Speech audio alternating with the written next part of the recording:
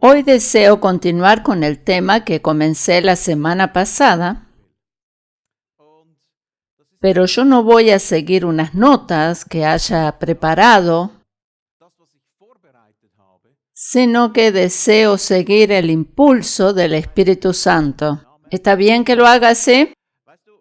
Con nuestro equipo pastoral estamos contemplando la posibilidad de repartir el trabajo de tal manera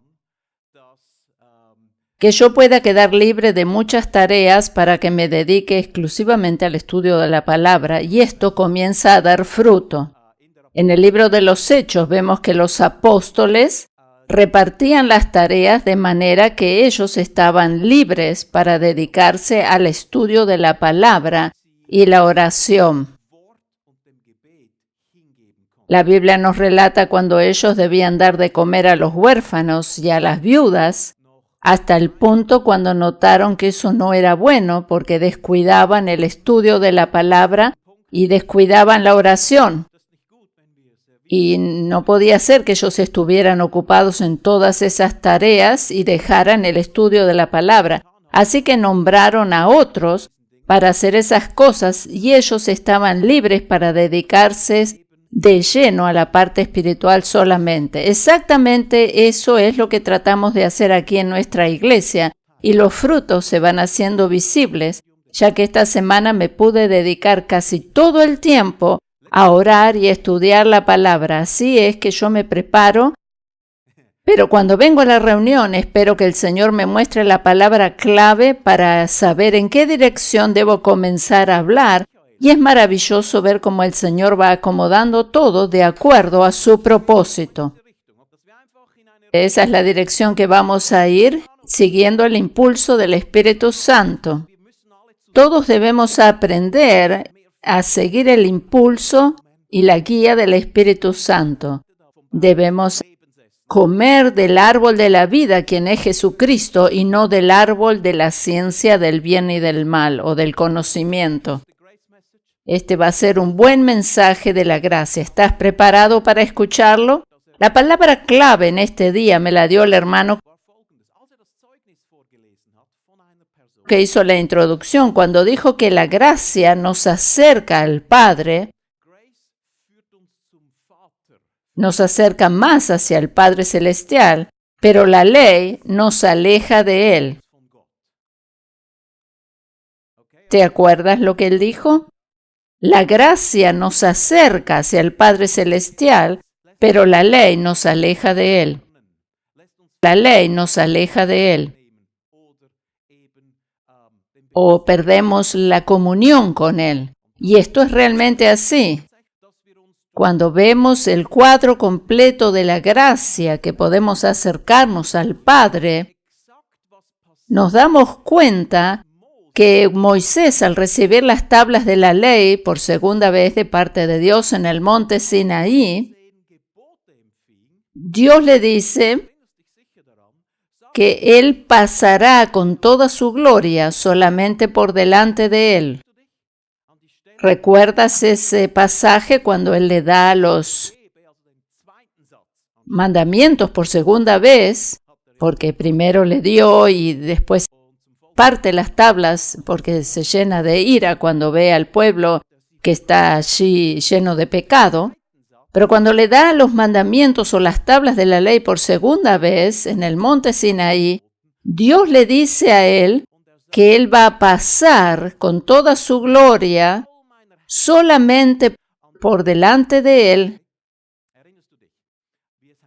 pero él solo podrá ver su espalda. Esto lo encontramos en Éxodo 33, 23. Debemos recordar que Moisés, en un arrebato de ira, quiebra las tablas de la ley que Dios le había dado y por eso las recibe por segunda vez. Entonces vamos a ir a Éxodo 33, 23. Como respuesta a la solicitud de Moisés para ver la gloria de Dios, él le responde lo siguiente. Le dice: cuando yo quite mi mano, verás mis espaldas, mas no se verá mi rostro. Este es el momento en que Moisés se encuentra al pie del monte y Dios le aclara que ningún hombre ha de ver su rostro y mantenerse vivo. Dice que solo va a pasar, y por eso le dice que Él va a pasar con toda su gloria, le va a cubrir con su mano mientras esté pasando, para que Él solo pueda ver su espalda, pero no su rostro, porque nadie puede ver a la gloria de Dios o el rostro de Dios y mantenerse vivo. En el antiguo pacto, si el sacerdote llegaba a entrar en el momento inoportuno al lugar santísimo, moriría en el acto. Esto era a tal punto así que si los reyes pretendían ocupar el lugar del sacerdote oficiando en el templo u ofreciendo sacrificios en su lugar, morían de inmediato porque no les estaba permitido entrar en el lugar santísimo. Gloria a Dios que cuando Cristo murió en la cruz, el velo del templo se rasgó de arriba abajo y ahora tenemos entrada al lugar santísimo. Pero aquí en este pasaje de Éxodo capítulo 33, cuando Moisés está por recibir las tablas de la ley por segunda vez y desea ver la gloria de Dios, Él le dice que va a pasar solamente y él va a ver solo su espalda. Imaginémonos la escena. Él solo ve su espalda. Imagínate. Después de la tremenda manifestación, Moisés solo ve la espalda de Dios. Él se esconde en esa roca y la mano de Dios está sobre él.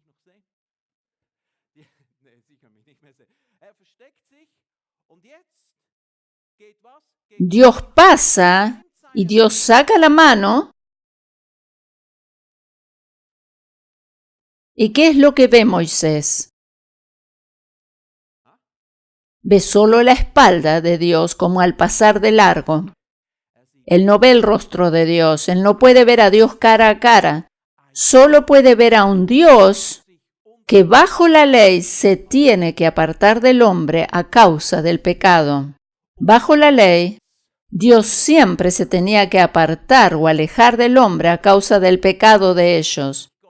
A causa del pecado, justamente, Dios se tenía que alejar.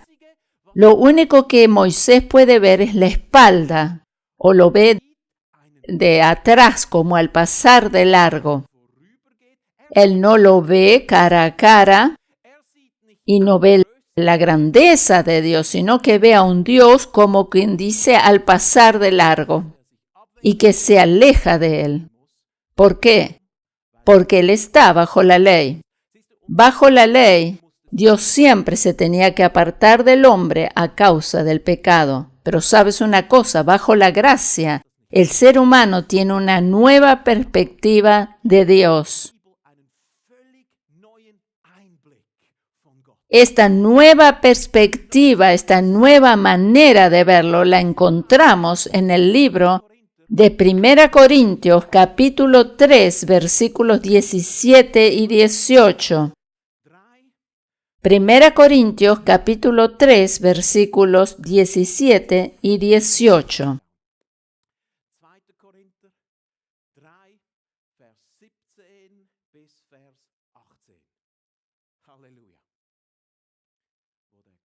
Porque el Señor es el Espíritu. Donde está el Espíritu del Señor, allí hay libertad. El Señor es el Espíritu, y donde está el Espíritu del Señor, allí hay libertad. Por tanto, nosotros todos, mirando a cara descubierta, como en un espejo,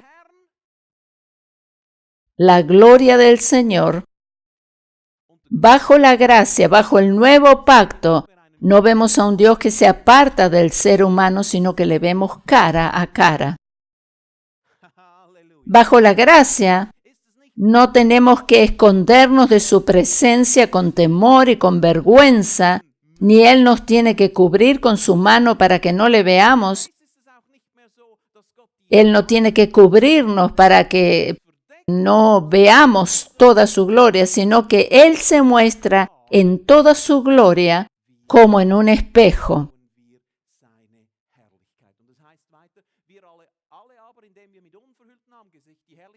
Aquí seguimos leyendo en este versículo. Por tanto, nosotros mirando cara a cara, descubierta como en un espejo la gloria del Señor, somos transformados de gloria en gloria en la misma imagen como por el Espíritu del Señor. La imagen que se refleja en ese espejo es de la mejor calidad. Y no es una imagen que es borrosa o poco clara, sino es una imagen de alta definición. La imagen que se refleja en este espejo no es una imagen borrosa o poco clara. Si no es así, tienes que limpiar tu espejo.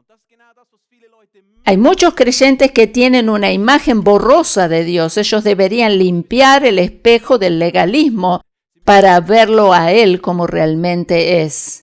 Porque bajo el nuevo pacto de la gracia vemos a Dios como en un espejo y somos transformados en su misma imagen. Le vemos cara a cara. Somos, ¿qué dice este versículo? Transformados en su misma imagen. Aleluya. Bajo el antiguo pacto era imposible ver a Dios cara a cara y mucho menos ser transformados a su misma imagen. Lo máximo que ellos podían hacer era cambiar sus actitudes al mejorar sus comportamientos. Pero más que eso no podían. Esto no puedes hacer, lo otro no puedes hacer. Pero bajo el nuevo pacto de Jesucristo, somos transformados en su misma imagen. Por eso Él dijo que escribiría sus mandamientos en nuestros corazones, lo cual lleva a la verdadera transformación. ¿Te das cuenta la diferencia entre lo que él recibió? Moisés recibió allí la ley y veía un Dios que se alejaba de él. Cuando el temor está en tu vida, que puedes pensar que Dios se aparta de mí a causa de pecado, lo que sea, es que no estás bajo la gracia. Mientras tengas la imagen de un Dios que se aparta de ti a causa del pecado, no estás bajo la gracia, sino bajo la ley. Pero cuando nosotros vemos a Dios en toda su gloria, bajo el nuevo pacto de la gracia, somos transformados a su imagen por el Espíritu de Dios. Jesús dijo en Mateo, capítulo 5, versículo 8, bienaventurados los de limpio corazón. ¿Por qué? Porque ellos verán a Dios. Mateo 5, versículo 8. Bienaventurados los de limpio corazón, porque ellos verán a Dios. No ven solo la espalda, un Dios que se va o que está como al pasar, sino que Jesucristo vino para mostrarnos al Padre. Aquellos que han sido lavados por la sangre de Cristo no ven a un Dios que se aparta, sino a un Dios que se muestra como el Padre. Bajo la ley era imposible ver a Dios y seguir con vida. Bajo la gracia le podemos ver cara a cara y nos vivifica. Esto es lo que nos da vida. Ver al Padre nos habla de una relación personal con Él, de la cual mana la vida.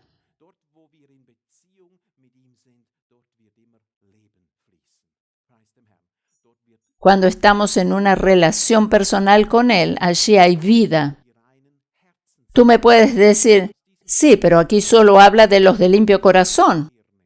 Lamentablemente, este versículo ha sido usado como base para mucha enseñanza errónea sin ningún fundamento bíblico.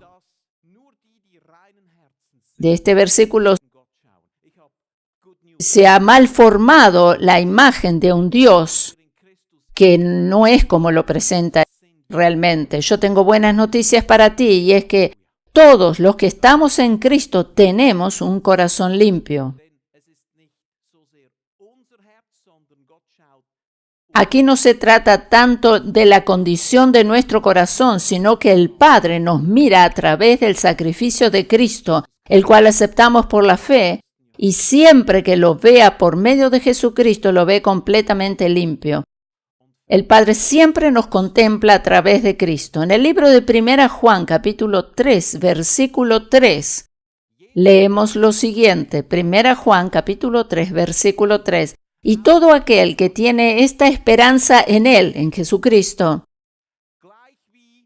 se purifica a sí mismo, así como Él es puro. ¿Dónde pones tu esperanza a fin de obtener un corazón limpio? ¿En tus propios esfuerzos y méritos o en Cristo?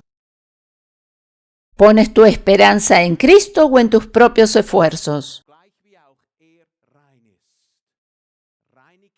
Los de limpio corazón verán a Dios. Dice, esta esperanza puesta en Él se purifica a sí mismo, así como Él es puro. Los que son de limpio corazón verán a Dios, es decir, aquellos que han sido lavados por la sangre de Cristo, ponen su esperanza solo en Él para ser santificados. La santificación no puede ser producida por nosotros mismos, sino que la recibimos cuando ponemos toda nuestra esperanza en Cristo. Como dije, la santificación no puede ser producida por nosotros mismos, sino que la recibimos cuando ponemos nuestra esperanza en Cristo. El gran problema se produce cuando las personas intentan ser más santos, ser más justos o puros por medio de sus propios esfuerzos, y como eso no funciona, se frustran. Y entonces, a causa de esa frustración, tienen la imagen de un Dios que se distancia cada vez más de ellos. Se forman la imagen de un Dios que se aparta de ellos. Pero en el momento en que ponemos nuestra esperanza en Cristo para que Él lleve a cabo ese proceso, tenemos la imagen de un Dios amante y cercano, y no de un Dios que se distancia de nosotros, un Dios amante y lleno de misericordia. Jesucristo, estando sobre la cruz, exclamó, Dios mío, ¿por qué me has desamparado? Esta es la primera vez que Él llama Dios a su Padre.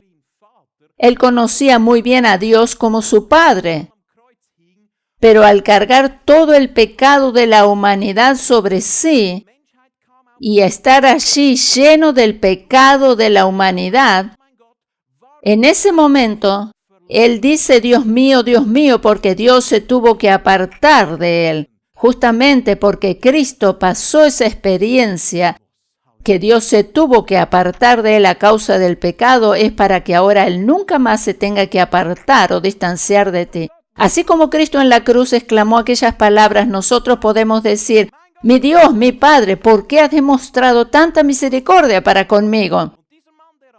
¿Por qué tienes tanta bondad y tanta misericordia conmigo? Cuando Cristo cargó el pecado de toda la humanidad, se sintió abandonado por su Padre, y en ese momento toda la ira de Dios fue descargada sobre Él en cuanto al tema pecado.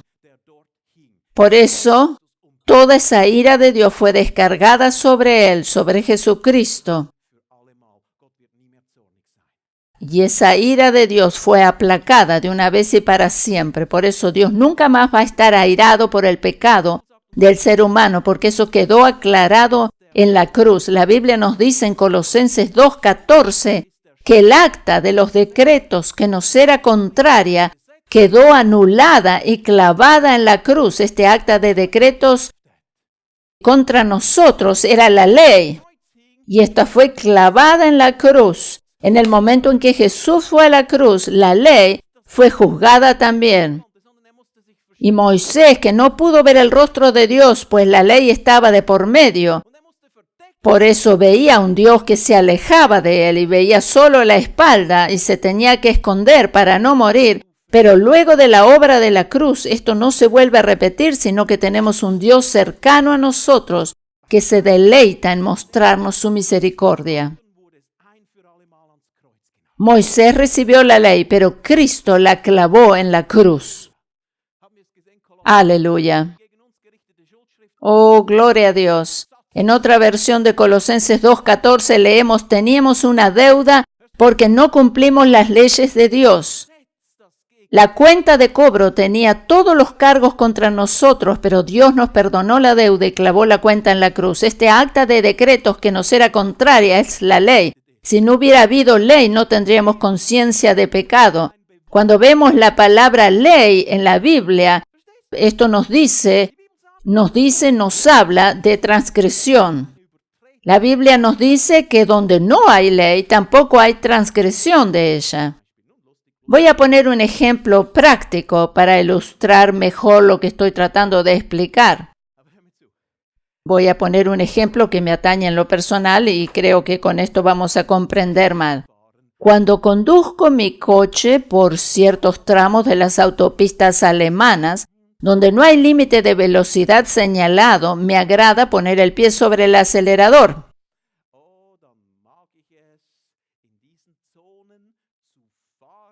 Y a mí me agrada probar la velocidad que da el auto o que da el coche.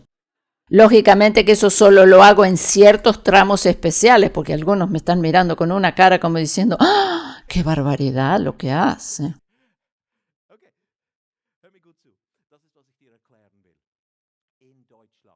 Escúchame bien, te lo voy a aclarar.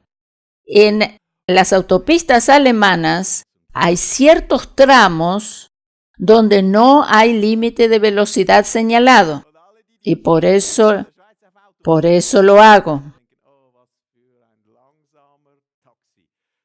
En otros países, o por ejemplo aquí mismo en Suiza, es diferente. Aquí se va mucho más lento, se conduce más lento. Pero hay zonas en las autopistas alemanas donde no hay un límite de velocidad señalado. Entonces a mí me agrada poner el pie sobre el acelerador. Lógicamente que eso lo hago en ciertos tramos especiales y siempre teniendo en cuenta de no poner en riesgo mi propia vida ni la de los demás. Digamos que si yo conduzco a 150 por hora en una zona donde solo se puede ir hasta 120, estoy infringiendo la ley de tránsito. Me muestra hasta 120 es posible, por eso yo no puedo conducir a 150.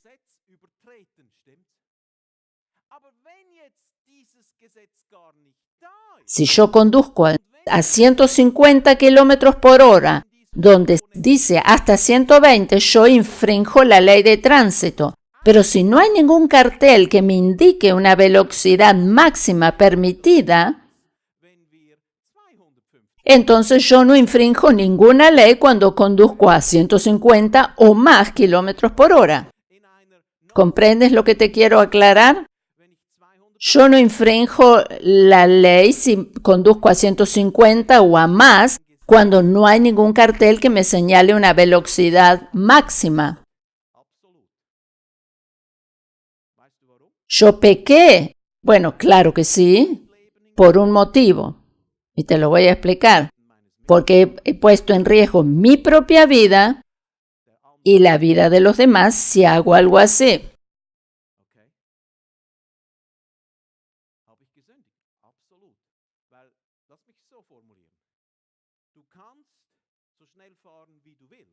O sea, yo solo infrinjo la ley de tránsito cuando no respeto la velocidad máxima indicada. De todas maneras, aunque no haya una indicación de límite de velocidad, si acelero desmesuradamente, estoy pecando al poner en riesgo mi vida y la de los demás transeúntes. No puedo entender cómo hay muchos que, encima que conducen demasiado rápido, todavía van usando, por ejemplo, el celular o están escuchando la radio a todo volumen. A ese exceso de velocidad. Este es un riesgo demasiado alto. Justamente aquí está el problema.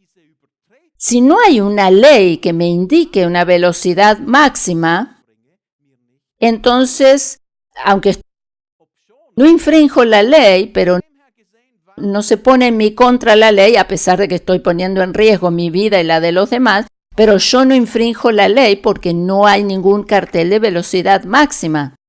Mientras no haya una ley que regule esto, entonces yo no infrinjo ninguna ley por conducir rápido.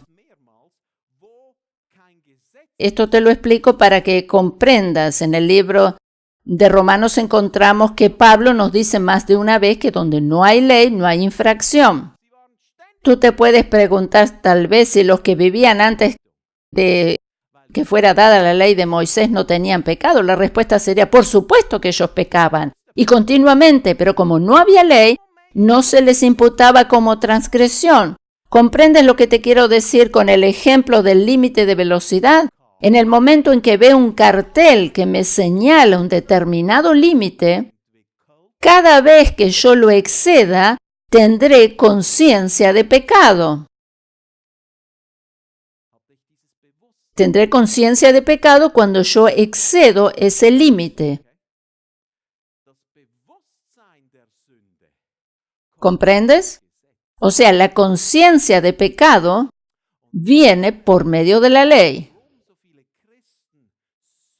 Uno de los motivos principales por el cual hay tantos creyentes que viven con conciencia de pecado es porque se ocupan demasiado de la ley, leen continuamente de la ley, se ocupan demasiado con la ley y muy poco con la gracia.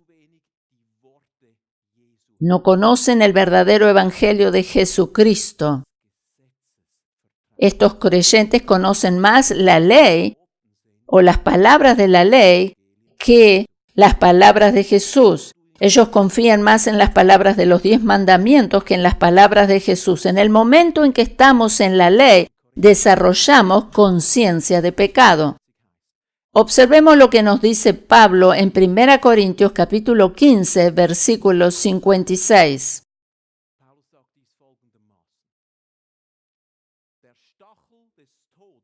Pablo lo formula de esta manera: el aguijón de la muerte es el pecado, y el poder del pecado es la ley. ¿Qué es lo que impulsa el pecado? La ley. ¿Qué es lo que le da poder al pecado?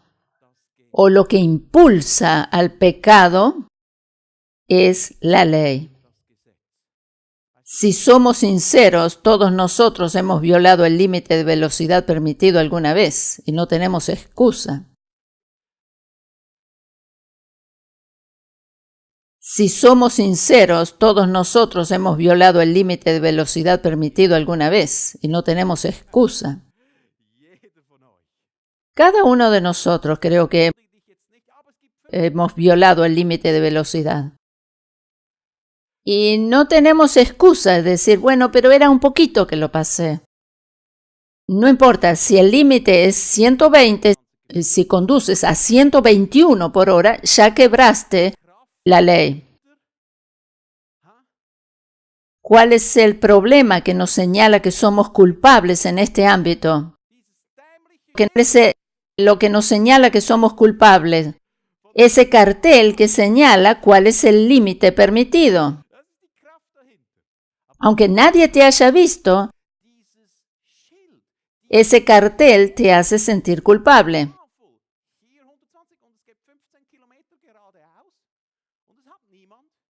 ¿Cuál es el problema que nos señala que somos culpables en ese ámbito? Es el cartel que señala cuál es el límite permitido. Aunque nadie te vio, solo el cartel te hace sentir culpable. Por otra parte, en países como el nuestro, por ejemplo en Alemania o en Suiza o en otros países, es necesario que existan dichas señales o carteles de anuncios para establecer un orden en la circulación y una regulación adecuada a cada persona que vive en nuestra sociedad. Debe ser así. En cualquier país civilizado debe haber leyes que indiquen qué es lo que está permitido o no, por respeto a las diferentes clases de personas que allí habitan.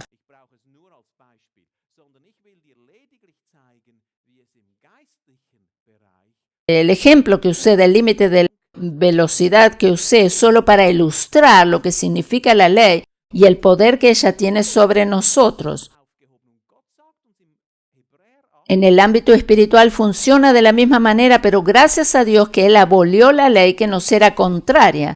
En el libro de Hebreos capítulos 8 y 10 encontramos que en el momento del nuevo nacimiento, el Señor escribió sus leyes en nuestros corazones. De ahí en más, yo no necesito tratar de guiarme por los 10 mandamientos, sino que el Espíritu Santo me guía desde el interior. Por ejemplo, me dice, conducir a extrema velocidad no está bien. Es peligroso para mí y para los demás. El mismo Espíritu Santo me indica, me da testimonio a mi espíritu de lo que es correcto. Entonces yo, oyendo al Espíritu Santo, no solo cumplo la ley, sino que además de cumplir la ley, la supero. La cumplo, pero en manera superada. La ley de los 10 mandamientos me dice lo que no debo hacer. Por ejemplo, no debo adulterar o no me está permitido hacer esto o aquello. Lo único que puede hacer la ley es decirme lo que no debo hacer. Es como ese cartel que me indica la velocidad máxima permitida. Me dice, en otras palabras, ese cartel, no puedes conducir más rápido. Eso es lo único que hace la ley, o para lo único que estaba capacitada. Sin embargo, el Espíritu Santo, quien implantó las leyes de Dios en mi corazón y en mi mente, no solo me permite cumplir la ley por medio del testimonio interior, sino que me indica, el Espíritu Santo también me indica la forma en que debo actuar. Por ejemplo, la ley de Moisés me dice no debo adulterar o codiciar la mujer de mi prójimo, pero el Espíritu Santo, la ley del nuevo pacto, no solo me ayuda a no tener esos deseos ni pensamientos, sino que también me muestra cómo puedo amar mucho más a mi esposa o a mi cónyuge y así tener un matrimonio feliz. La ley del antiguo pacto no estaba capacitada para decirte cómo podías tener un matrimonio feliz, solo te decía lo que no podías hacer. O sea, no codiciar a la mujer de tu prójimo o no cometer adulterio.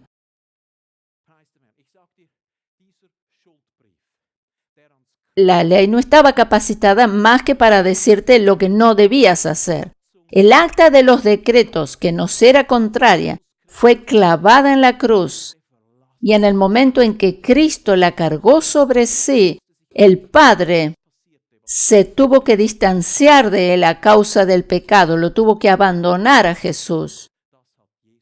Justamente lo mismo que la experiencia de Moisés, vio a un Dios que pasaba de largo. Pero Jesús hizo eso por nosotros para que ahora podamos ver a Dios con la cara descubierta como en un espejo sin temor ni culpa, pues fuimos limpiados y justificados por su sangre. Bienaventurados todos aquellos que han sido lavados por Cristo, aquellos que han sido salvados por Jesucristo, porque ellos verán a Dios.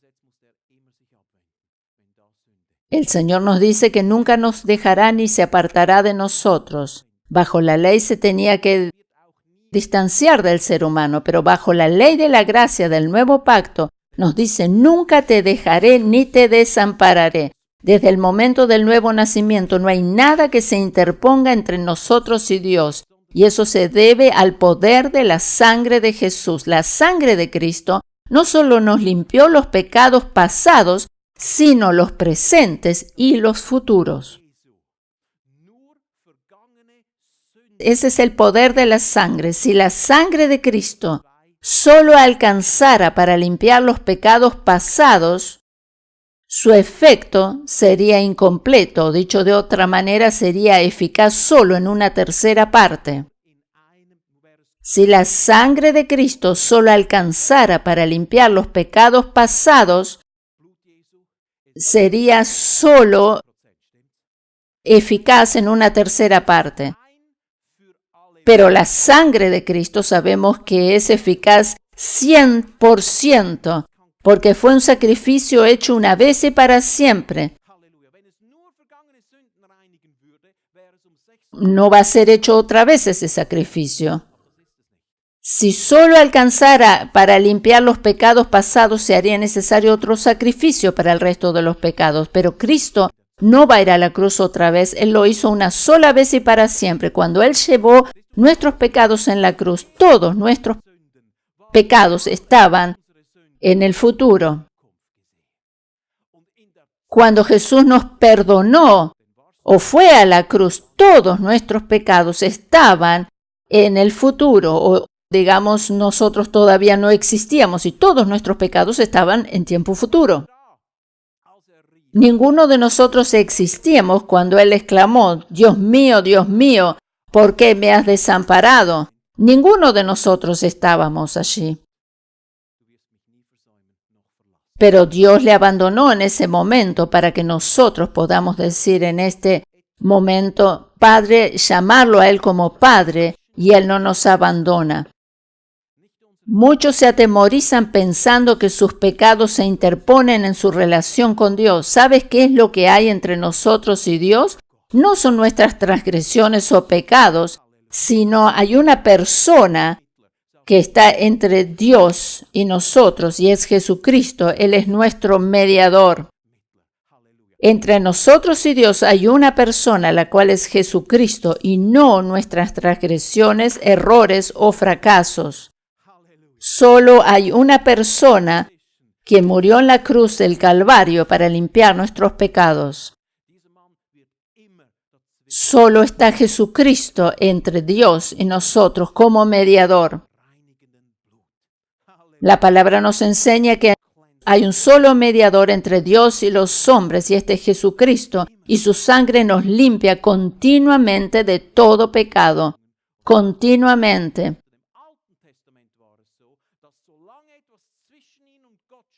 No van a estar nuestros errores, no están nuestros errores y nuestro pecado como era en el antiguo pacto, que se interponían entre Dios y el ser humano hasta que era presentada una ofrenda por la expiación de dicho pecado.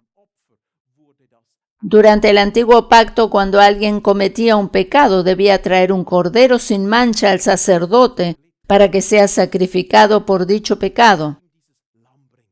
Cuando esta persona cometía el pecado y traía ese cordero al sacerdote para que pueda ser sacrificado por ese pecado, el sacerdote no ponía su mirada en la persona que había pecado, sino en el cordero para el holocausto, el cual debía ser perfecto. Siempre que el pecador trajera un cordero sin mancha para el holocausto, tenía asegurado su perdón. El sacerdote observaba si ese cordero era perfecto y miraba cada detalle. Él no miraba el pecado al pecador, sino que miraba al cordero. Esto era lo que hacía el sacerdote, y por medio de esto él quedaba perdonado de ese pecado. Hoy en día, cuando nosotros pecamos, Dios no mira nuestro pecado, sino que mira al Cordero sin mancha y perfecto, Jesucristo, quien fue inmolado en la cruz.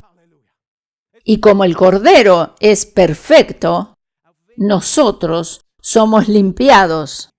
¿No es algo tremendo esto? ¿A quién mira Dios? Mira a Jesucristo, el Cordero perfecto y sin mancha. ¿No es algo tremendo esto? Los diferentes rituales o sacrificios mencionados en el Antiguo Testamento que debían ser presentados por los sacerdotes para perdón de pecados eran 5 en total. Para hablar de algunos, por ejemplo, el holocausto o los holocaustos, había otro tipo de sacrificios, pero eran 5 en total que los sacerdotes debían ofrecer en sacrificio por el perdón de los pecados del pueblo. El número 5 en la Biblia nos habla siempre de gracia. Cada vez que aparece el número 5 en la Biblia, está representando a la gracia. No había más ni había menos que 5. 5 tipos diferentes. La manera en que Dios demostraba su gracia al ser humano en el antiguo pacto eran justamente estos sacrificios. Esta era la forma en que Dios demostraba su gracia al ser humano en el antiguo pacto. Cada vez que los israelitas traían una ofrenda al altar, estaban experimentando la gracia de Dios sobre ellos. Pero estas ofrendas no eran más que obras las cuales debían ser repetidas una y otra vez. ¿Qué sucedía si a causa de tanto pecado se acababan los corderos para el sacrificio? ¿Qué pasaba si se pecaba tanto que no había más corderos? Y tú mirabas y dices, bueno, ¿y ahora qué hago? No hay corderos. ¿Qué pasó? Entonces llamas a tu esposa quizás y le dices, ¿qué pasa que no hay más corderos para el sacrificio? ¿Es que pecaste mucho el último tiempo? ¿Dónde están nuestras ovejas, nuestros corderos? Pero gracias a Dios que también podían ofrendar palomas. Aquellos que no tenían cordero. ¿Y qué pasa si se acababan las palomas?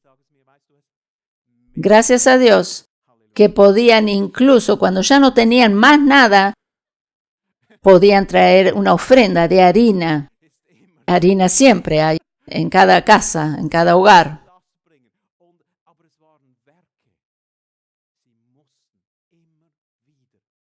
Bueno, pero sea que trajeran una cosa o la otra, siempre se trataba de obras que debían ser repetidas una y otra vez. Cuando Jesús estaba en la cruz, exclamó, consumado es. Consumado es. Y eso significó que todo ese sistema de rituales de la ley se acababa de una vez y para siempre. Todo ese ritual de los sacrificios de la ley se acababan de una vez y para siempre. Cuando él exclamó estas palabras, el velo del templo que dividía el lugar santo del Santísimo se rasgó de arriba abajo.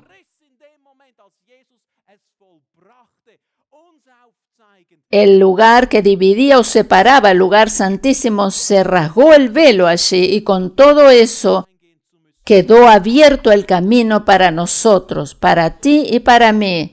Por medio del único sacrificio de Cristo en la cruz, nosotros tenemos acceso al lugar santísimo sin necesidad de continuos rituales de sacrificios para el perdón de los pecados.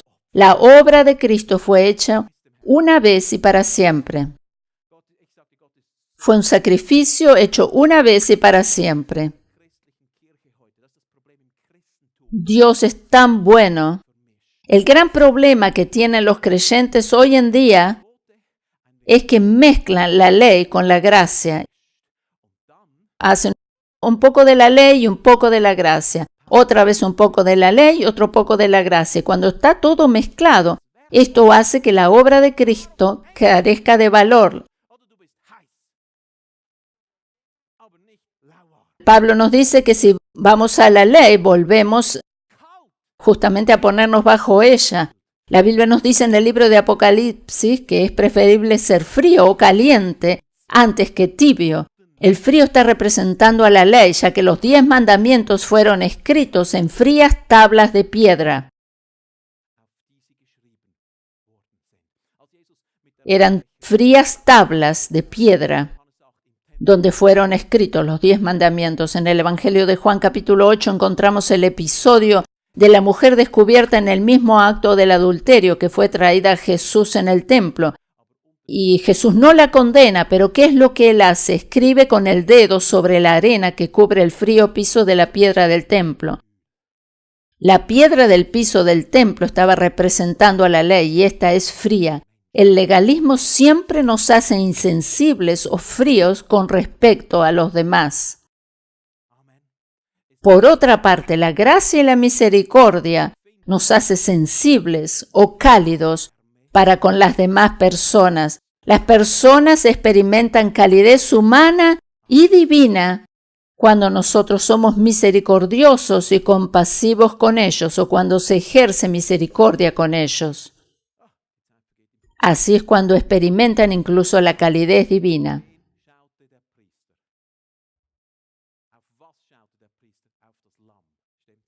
Resumiendo, el sacerdote del antiguo pacto no miraba al pecador, sino a su ofrenda, al cordero que era traído, no al pecador. En el nuevo pacto, lo único que hay entre nosotros y Dios es el cordero perfecto que fue inmolado por nosotros una vez y para siempre, y no nuestro pecado como nos trataron de hacer creer hasta ahora.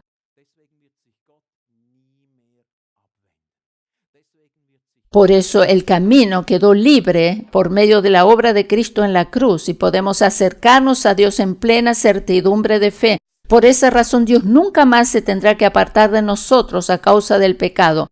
Hoy en día no vemos más la experiencia de Moisés, quien deseaba ver la gloria de Dios, pero no era posible ya que él se tenía que apartar a causa del pecado. Hoy vemos a un Dios que está constantemente esperando que nos acerquemos a Él para darnos lo que solicitamos. Un Dios que ha prometido que no nos ha de dejar ni abandonar. Debemos quitar de nuestras mentes el pensamiento de que puede llegar a haber algo que nos separe de Dios, y esto puede llamarse pecado. Tienes que quitarte ese pensamiento de tu mente. Es cierto que el pecado en cierta manera nos separa de Dios, pero Jesucristo quitó del medio esa muralla divisoria. Esto es lo que encontramos en Efesios capítulo 2.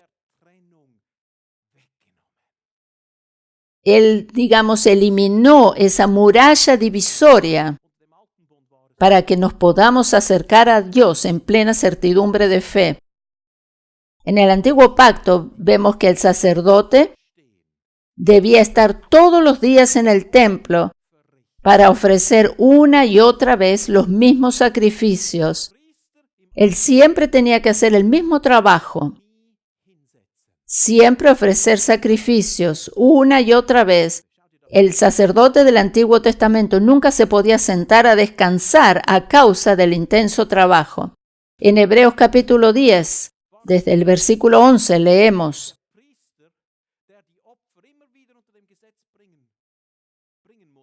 no era posible que ese sacerdote se pudiera sentar a descansar a causa del intenso trabajo que tenía.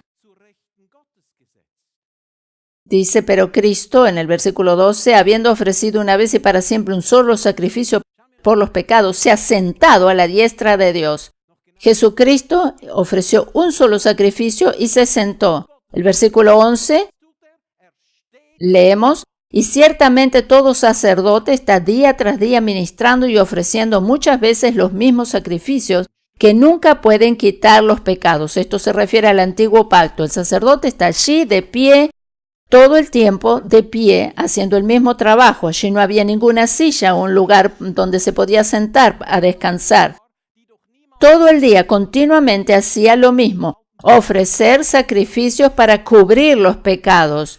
Ni siquiera los quitaba a los pecados, sino que estos sacrificios no tenían el poder de quitar los pecados, sino solo los cubrían por un tiempo determinado, hasta que tenían que hacer ese sacrificio otra vez. Sin embargo, en el versículo 12 nos dice que después que Jesús hizo una vez y para siempre este sacrificio, se sentó a la diestra de Dios. Se sentó a la diestra de Dios a descansar. Y la palabra sentado que se usa aquí en Hebreos 10:12 es la misma de Efesios 2:6, solamente que la conjugación del verbo es diferente. En Efesios 2:6 leemos, juntamente con Él nos resucitó y asimismo nos hizo sentar en los lugares celestiales con Cristo Jesús. Voy a tratar de representarlo gráficamente sentándome en una silla aquí delante para que todos lo puedan ver.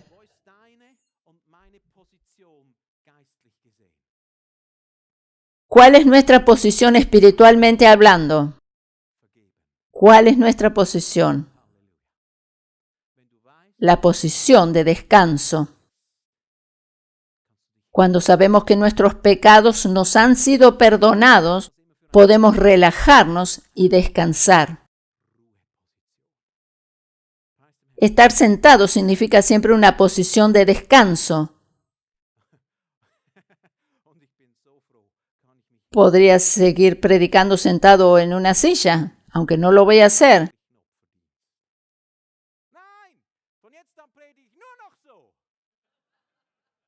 Yo ya he hecho, puedo decir, mi sacrificio y estoy sentado. No.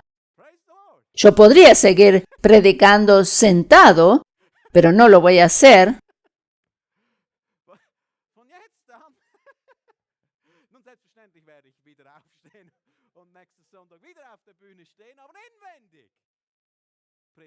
Por supuesto que no me voy a quedar sentado siempre en la silla, pero lo que yo quiero decir que interiormente me encuentro en esta posición. Así es como debemos vivir y actuar en posición interior de descanso. Estamos sentados con Cristo en regiones celestiales. Jesús y sus discípulos se sentaron a festejar la Santa Cena, o mejor dicho, no solo se sentaron, sino que se recostaron como se usaba en aquella época, lo cual significaba una posición de descanso y de comodidad. Ellos estaban cómodos, se pusieron cómodos allí. Y no solo como yo lo estoy demostrando, no lo puedo hacer, pero en aquel tiempo se recostaban para comer y era una posición cómoda, una posición de descanso. Y es como que Jesús les decía, alcáncenme el pan y alcáncenme la bebida.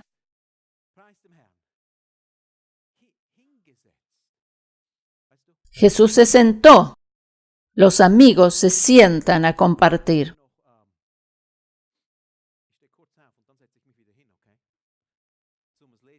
Vamos a leer otra vez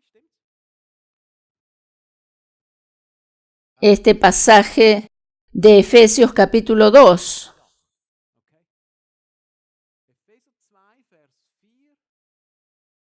Y allí vamos a leer desde el versículo 4 o desde los versículos 4 al 8.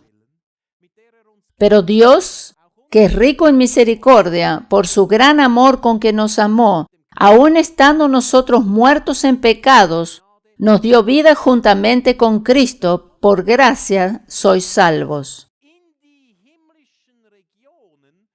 Y juntamente con Él nos resucitó y asimismo nos hizo sentar en los lugares celestiales con Cristo Jesús, para mostrar en los siglos venideros las abundantes riquezas de su gracia en su bondad para con nosotros en Cristo Jesús. Y el versículo 8 dice, porque por gracia, no por obras, por gracia sois salvos por medio de la fe, y esto no de vosotros, pues es don de Dios. En el momento en que nosotros pensamos que tenemos que hacer algo para agradar a Dios, en el momento que nosotros pensamos que tenemos que hacer algo para agradar a Dios, estamos de pie.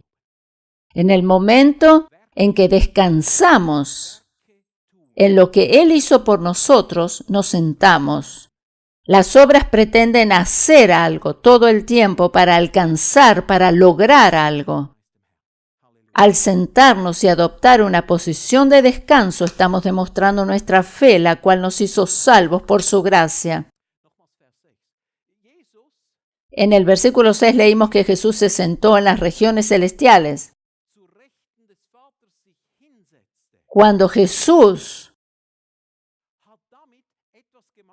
se sentó en las regiones celestiales a la diestra del Padre, hizo algo que nosotros conocemos. Vamos a decirlo de otra manera. Muchos creyentes están familiarizados con la frase, el diablo está bajo nuestros pies. Seguramente que ya has escuchado esta frase. El diablo está bajo nuestros pies, pero eso se hace recién una realidad cuando estamos en una posición de descanso. ¿Qué es lo que hace Jesús? Aquí encontramos una lección muy importante sobre autoridad espiritual, sobre autoridad en Cristo.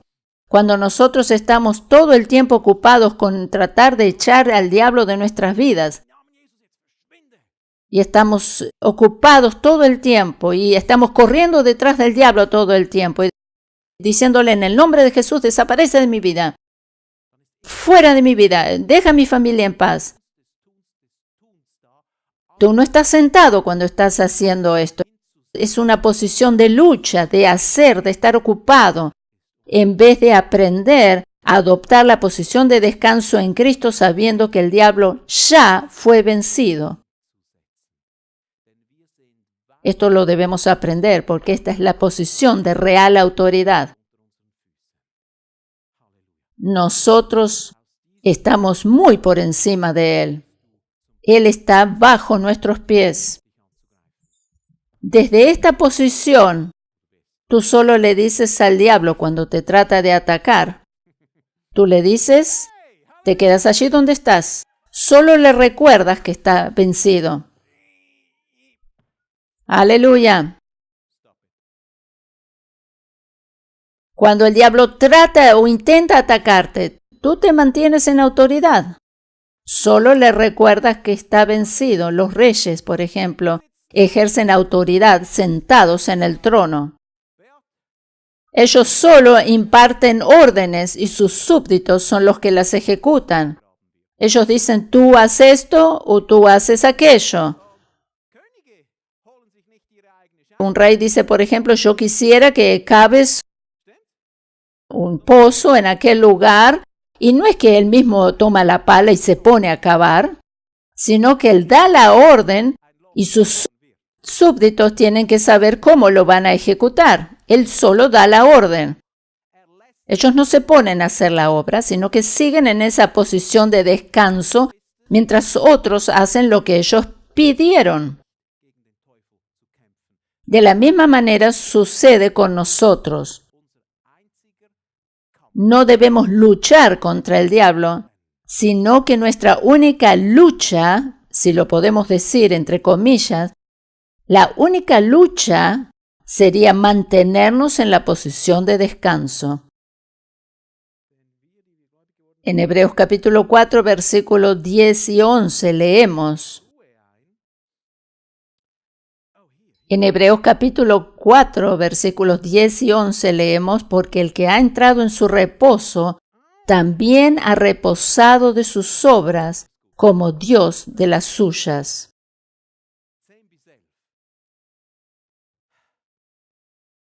Este es un versículo maravilloso, lo vamos a leer otra vez. En Hebreos capítulo 4, versículos 10 y 11 leemos. Porque el que ha entrado en su reposo, también ha reposado de sus obras, como Dios de las suyas. Jesús no está de pie más, sino que se sentó a la diestra del Padre. Y en el versículo 11 leemos, procuremos, pues, entrar en aquel reposo. La única cosa que debemos hacer es mantenernos en su reposo. Esto es lo único que tienes que procurar, es mantenerte en el reposo del Señor. Esa es la única cosa que debes hacer.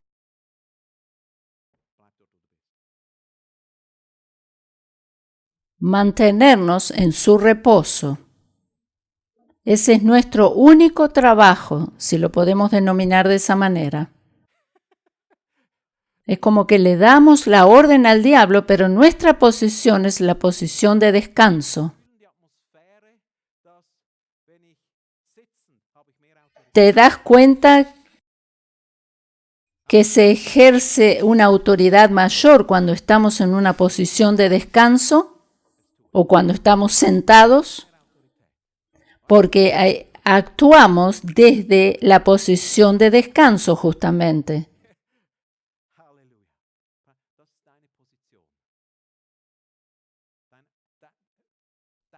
Esa es la posición que debemos tener.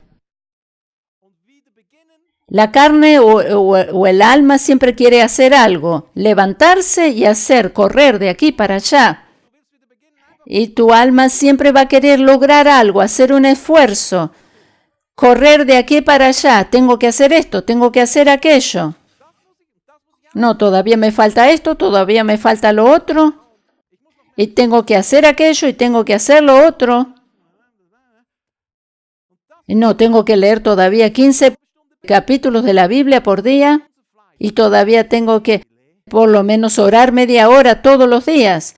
La carne o el alma siempre van a estar tratando de hacer algo.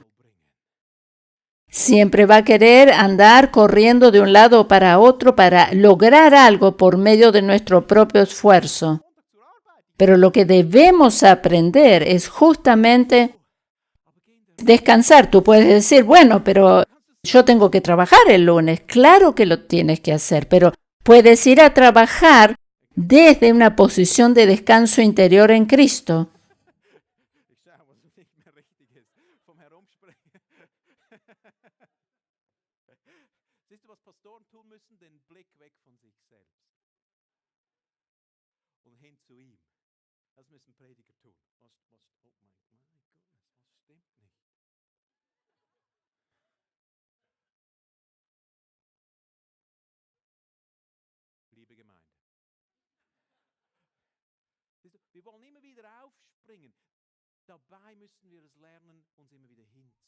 Nosotros siempre queremos hacer algo en vez de descansar en Cristo. Tú puedes decir, bueno, pero yo tengo que ir a trabajar para ganar mi sustento. Claro que tienes que ir a trabajar. Yo no digo que no lo hagas, pero tú tienes que hacerlo desde la posición de descanso interior en Cristo, quien es el que te ayuda con su gracia y su favor para que puedas lograr tu objetivo. Hay una enorme diferencia entre las dos cosas. Si tú necesitas cumplir con determinado trabajo en un espacio de tiempo, lo lograrás mejor si descansas en Cristo, quien es el que te ayuda a lograrlo. Todos tus esfuerzos fuera de esto te harán caer en el estrés y lograrás menos aún. Tú puedes decir, bueno, pero ya se me va el tiempo y me falta, tengo que lograr esto y aquello. Tú descansas en Cristo y Él es quien te otorga su gracia. Y aunque sea a último momento, Él nunca llega tarde. Te parece que estás llegando al límite y tú todavía no lograste tu objetivo, pero tú sabes que el Señor te ayuda y Él nunca llega tarde. Dios puede actuar mejor cuando nosotros descansamos. Sin embargo, cuando nosotros estamos corriendo de un lado para otro, Él espera pacientemente que acabemos de correr desesperados y que aprendamos a confiar en Él para poder ayudarnos.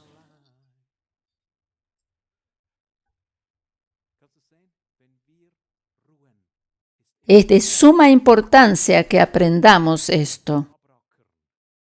Cuando nosotros corremos de un lado para otro en semejante estrés que lleguemos casi a colapsar, es como que el Señor nos mira y nos deja esperando que pueda hacer algo. No tenemos que llegar a ese punto de semejante estrés que lleguemos a colapsar.